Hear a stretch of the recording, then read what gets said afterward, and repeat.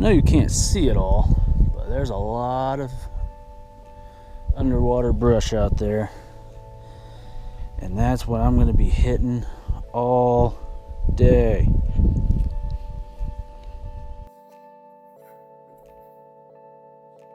Well, that was all the footage I had for fishing on the lake. Mainly because I couldn't keep a charge on my GoPro to save my life. I don't know what was going on with it. I think that there's something wrong with the cable. We'll look into that a little bit later and I'll come back next week and try again. But for now, I will just adapt and overcome. So what I think I'm going to do today is I'm going to talk about something that I've been wanting to talk about for a while. And I thought about it and I figured it out last night. I think I'm going to talk about the 3 things that I've learned about tournament bass fishing. 3 things that I'm still struggling with, that I'm still learning, and that tips I can get to give people who are getting into this so they too can understand or see where I'm coming from as a newer tournament angler.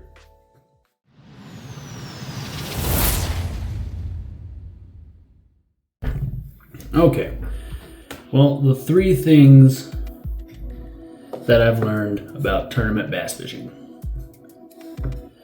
And those 3 things are, in no particular order: mindset, the importance of practice, and mastering what you have.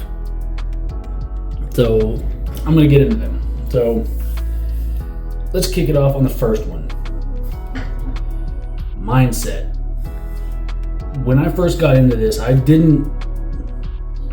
watched a lot of videos on tournament fishing, what to do to get ready and all of that stuff.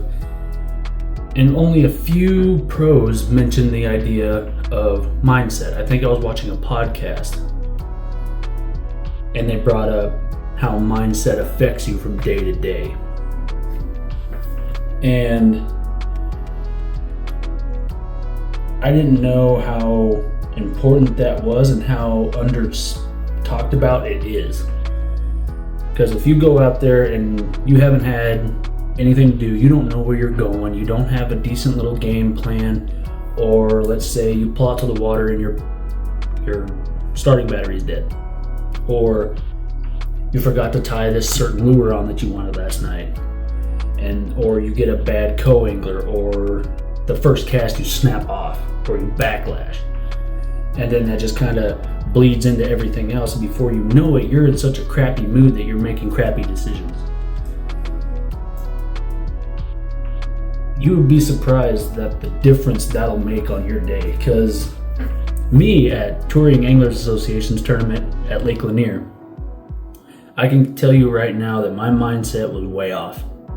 That was a huge part of me zeroing 2 days in a row on a tournament that the entry fee was $5,000. So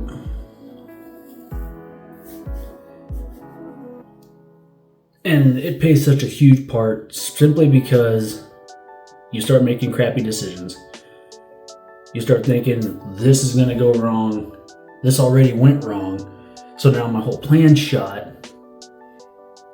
The rest of the day is going to be shit. I'm already screwed. Screw it. I'm going to get dominated. Whatever. Screw this lake. Screw this thing. This boat's a piece of crap. My rod's a piece of crap. I'm not getting a break anywhere. Screw this, screw that. And then next thing you know, you're just, screw it, I don't give a crap anymore. And you're making very piss poor decisions that aren't helping you in the long haul.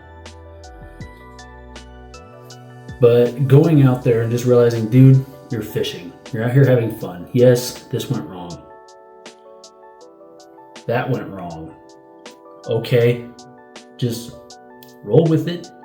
Stick with your plan the best you can. If you can't, come up with another idea that based on this situation might work, or switch back to fishing history. Which, if you don't know what fishing history is, it's fishing spots that you've historically caught bass in. even on different fisheries, if it's the similar position, or say you always catch them on the dam, go fish the dam, okay? It might not be the right year for that, but it puts you in the mindset of familiarity and gets you back into some kind of rhythm, right? That's one of the most important things you can do, is right there. That'll keep you afloat, help you keep your mindset where it's at. And not only that, but it makes it where coming off the water, you're not in such a bad mood, even if you didn't catch anything. Maybe you only caught one. Like, I got one. Whatever, we're good. I was out here fishing. Doesn't matter, I caught one. Yes, I'm out of this money, but I'm paying to go fish for a chance at money. You're still fishing, okay? But keeping your mindset is the most important thing. And this next one really does play into the mindset as well, because if you get the next one right, it helps with your mindset. And that is the importance of practice. Practice can play a huge role in your whole time during a tournament. The entire time.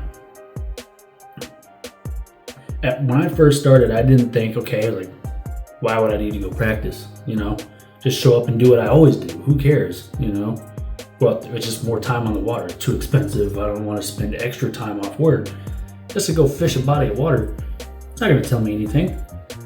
Fish are going to change every day. What the hell is the point? Well, practice is important, especially if you're on a lake that you know nothing about. And that also played a part in why I got my teeth kicked in at Lake Lanier. I didn't know the body of water. I didn't know how spotted bass react, because I'm primarily on a largemouth fishery where smallmouth are nowhere to be seen, where spots are nowhere to be seen. I fish ponds and smaller lakes. And clear water was on Lake Lanier, something that is the bane of my existence, that I didn't even know was going to be a bane. But practice practice is important, simply because when you show up to the body of water, you can go out there on the first maybe 2 or 1 day, and you can go out there and see with your eyes everything that you've had out here. And practice doesn't mean just on the water. I mean, like, map study is part of practice. It's pre-practice. So hopping on Google Earth and looking at historical maps of the lake, and then pinning those points, pinning out maybe, I say no less than 10 points that you want to try. No less. You can do way more, but no less than 10 points on any given lake that you're going to go to. So that way you got ideas. Hey, this ain't working. Let's try here. Hey, this worked. So the next point that's similar to that one is this one. Let's try that. And a good practice, even if you're not doing good on practice, like say your first day you go out there and you tried all 10 of your points and nothing's really panning out. Well, you have a 2-day practice. So you go out there, you try it again. Well, now you just try random points and maybe you find something, right? Well, even that gave you a game plan. Now you're like, okay, well, I'm going to start there because it took me 2 days to find this one spot. So I'm going to start there. Hopefully there's no other boats, but you have a game plan. You know where you're going right off the rip, and you know that you've caught something there. So that plays a huge plays a huge difference in your mindset, because you can go to this spot. You wake up in the morning, you know, I'm going here. It's already on my map. I got it pinned. I know what bait I caught him on last time. I know what time of day it is. I have a game plan. Let's do this. Yes, it's not a long-term game plan for the day, but you've got to start, and that is a huge difference. At Lake Lanier, I didn't have that. because I haven't caught anything. So I had no idea where the fish were, or any confidence in any of it. So the practice plays a huge point on that one. And I wish I knew that when I got started, because like I said, I was the type of guy who was, nope, I don't want to go practice and waste the extra money, fuel, bait, just to go catch fish when I can put all that at risk during the tournament. And I've heard and I watched videos on pros talking about it before, so it's not their fault. It's me not taking advice when needed. It's like they say, the best advice given was the advice not taken. So, and the last point I wanted to talk about was mastering what you have. Now, what I mean by that is too often nowadays we get caught up in gear, right? Oh, I don't have a boat with side scan, so I can't go out and get a good practice. Or this guy's got live scope, so I'm not going to be able to beat him. Now, with live scope, there might be some there might be some truth to that, but if you only got one transducer up front, one little fish finder that's maybe 4, 5, 6 inch, and you got one in the back, you already got more than a lot of anglers do. You're good. The guy that I fished my first BFL with, he placed in the top 10, and he didn't have a sonar system in the back of the boat or at the bow. He didn't have any of it. He went out and just fished docks. That's what he was comfortable doing. Now, granted, I sucked at it, but that's what he's comfortable with doing. So he didn't need it. He knew his game plan. He had his idea. He went out, he practiced beforehand. He had his spot picked out. He knew where he was going. He did 1, 2, and now the third. He mastered what he had. He did all 3 of those, and he's set. He went out there, and he did it. Right? He knew what spots he wanted to fish. So he didn't need the rest of it, and he still got top 10. So too often do we get caught up in, I need this because this pro's fishing it, so I better have it too. No. You don't. I want side scan mainly because I like offshore and I'm trying to master offshore a bit more. Well, I need something to see that.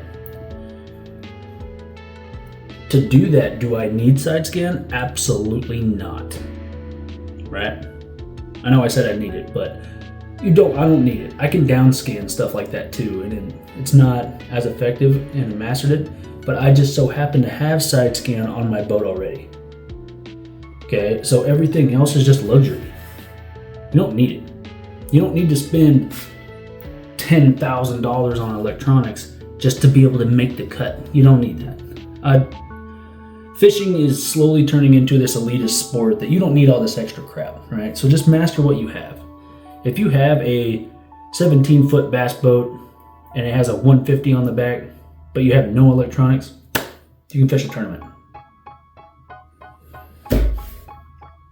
You can. It's just plain and simple. You can fish a tournament. Now, will you have a chance at placing high? That depends entirely on you. Now, can you go fish with a $100,000 bass boat? 20 foot, 250 horsepower on the back? You can fish a bass tournament. Now, will you have a chance at winning that tournament or placing in the top 10? That depends on you.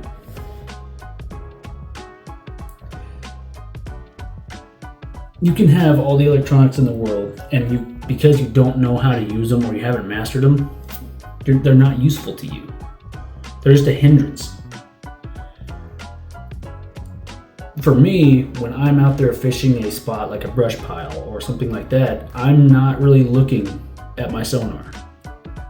I want to see that I'm in the same spot. But I'm not looking at my sonar because I don't have a live scope. I don't have 360. And honestly, looking at the price tag on them, I'm not sure if I'm going to. Especially with the new restrictions put on them, I don't know if I'm going to or not.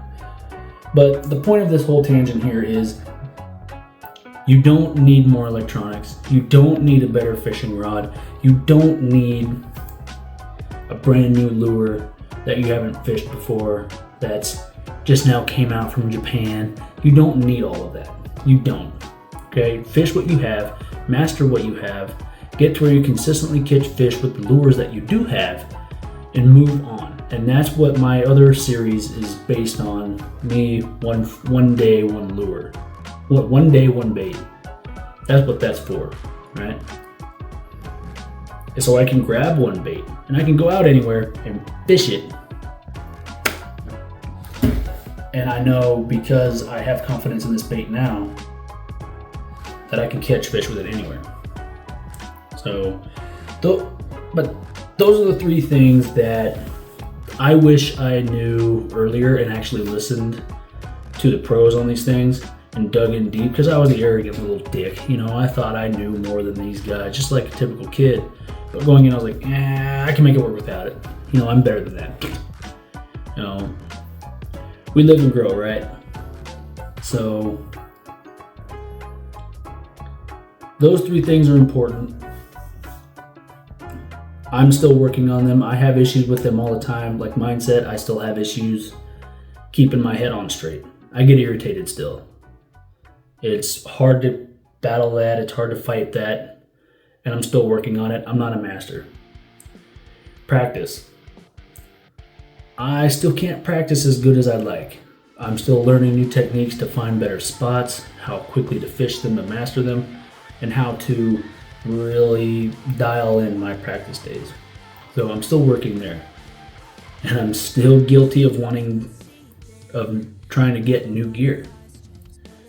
I still go to the store and look at this new rod, thinking it's gonna make a difference somehow, some way. And it's not, but it makes me feel like it is, right? But I know damn well it's not.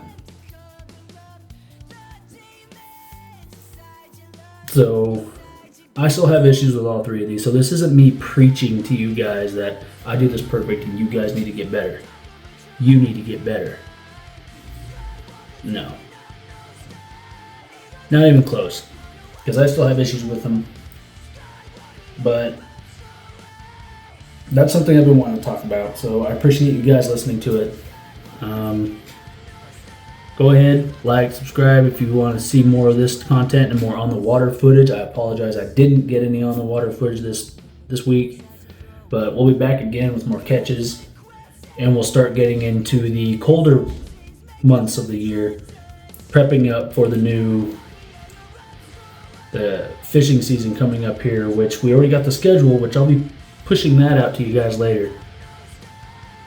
But with that being said, thanks for watching. I'll talk to you later.